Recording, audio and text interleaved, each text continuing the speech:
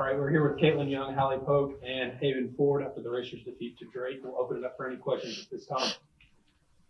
What was working for y'all in the fourth quarter that hadn't been for the first three quarters? I think we played a little more confident than we did the first game, or not the first game, but the first half. I think we're more confident in our shots and knew we had to score, so shot it. What do you think was different about the matchup from, the first time you guys played Drake versus this time around? I would say they hit a lot of their shots when we made mistakes. Like, we made mistakes the first round, but they kind of missed some bunnies here and there. They missed some open threes.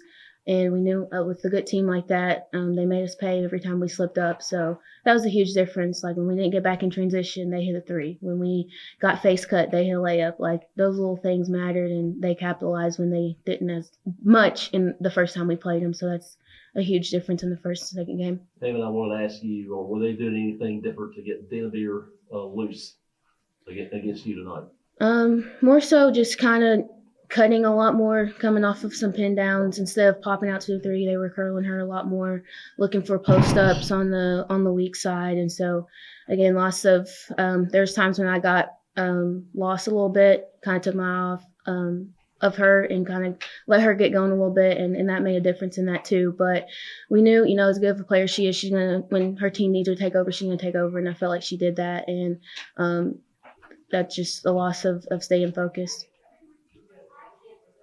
What's like the biggest improvement you guys think you need to make after this game, looking for the rest of the season?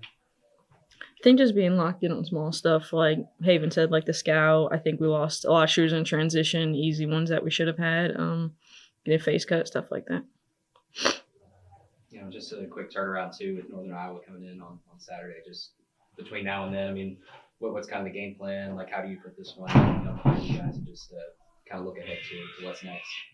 I think kind of just get rest. This was a tough game, a lot of physicalness and getting up and down the floor. So take our rest, but also focus in on the scout and what we need to do to beat UNI.